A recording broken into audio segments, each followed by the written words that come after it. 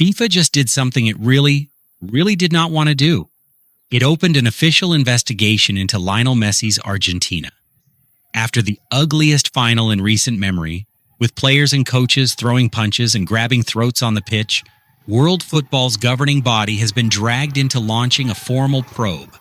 And a chunk of the Argentina squad is now staring down World Cup bans. So here's the question everyone is asking, and the one I don't think we'll ever get a straight answer to. Did FIFA actually have to do this? Or is this a carefully staged show, a way to prove to a furious watching world that they don't favor Argentina after all? We may never know which it is. But here's what I do know for certain. Argentina are in serious trouble. And the players who were in that fight are in the worst trouble of all, because there were cameras everywhere, the footage is damning, and they got caught red-handed. Let me walk you through exactly how deep this goes. First, the game itself, quickly, because we have broken this match down in full elsewhere, and I will not rerun the whole thing. Here's all you need for context.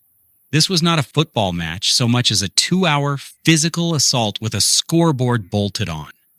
Somewhere in the region of 50 fouls, 5 yellow cards, and a performance from Argentina so cynical and so devoid of actual attacking football that they finished the biggest game on earth, having failed to put a single shot on target while allowing Spain 12. Their entire game plan was to foul, spoil, and drag Spain into the mud, and it culminated in stoppage time at the end of normal play, with Enzo Fernandez launching studs up through Spain's teenage defender Pau Cubarsí and earning a second yellow. Off. Argentina played all 30 minutes of extra time with 10 men, which made Enzo the first player sent off in a World Cup final since 2010. That's the mess. Now here's the part that turned a bad night into a disciplinary one. When the final whistle blew, some Argentina players slumped to the turf, Messi among them. And then, as Spain's squad sprinted across the pitch to celebrate, Nahuel Molina did the single dumbest thing a losing player can do. As Rodri jogged past him, Molina appeared to punch Spain's captain in the stomach. That was the fuse. Rodri turned, confronted him, and Molina squared up aggressively. Eric Garcia ran in to back up his captain, and that's when Leandro Paredes, who had been picking fights all night, arrived and grabbed Garcia by the throat, shoving him backward. Then Paredes went after Gavi, forcing him to the ground with a hand in his face, while teammate Thiago Almada helped dump the Spaniard down. And it wasn't just players.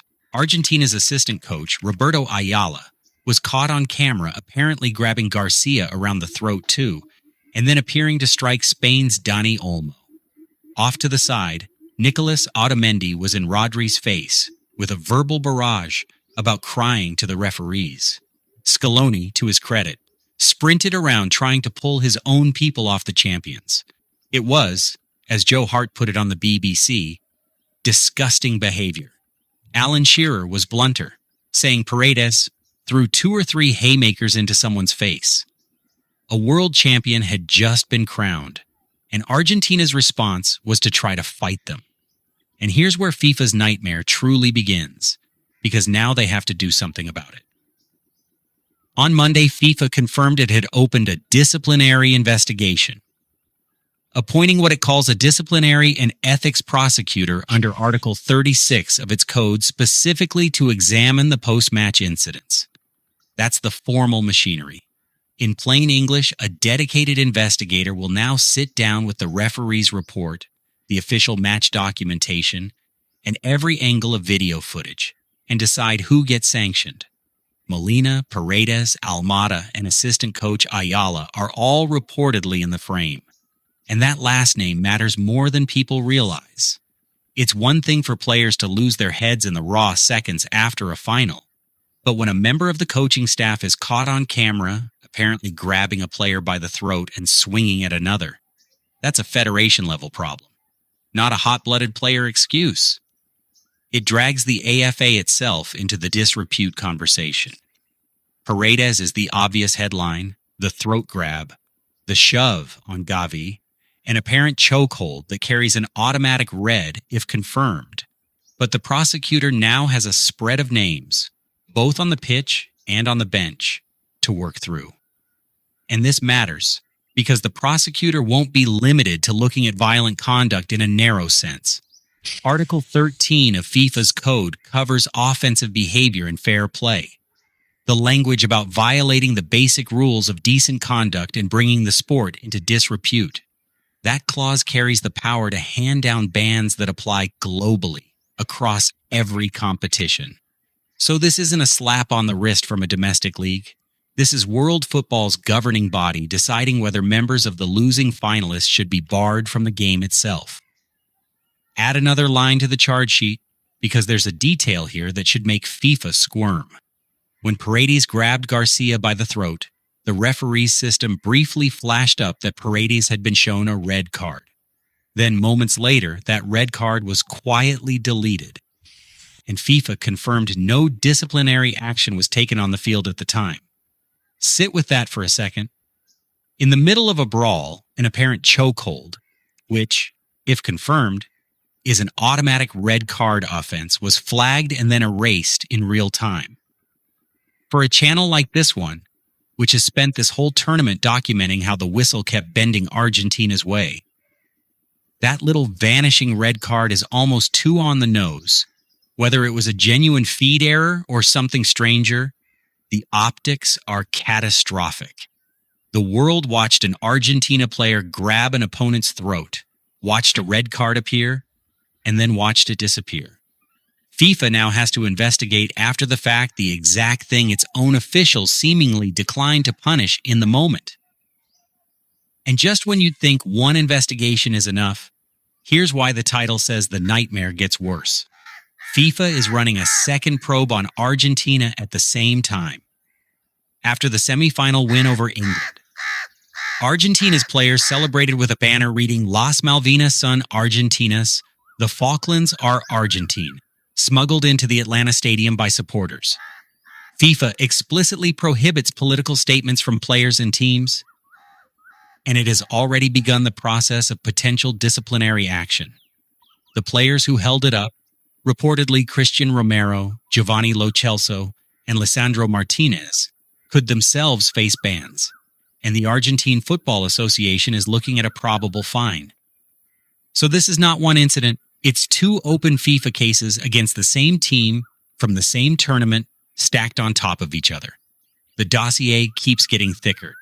Now, let me take this seriously and be fair, because the story has real nuance and I'm not going to pretend otherwise.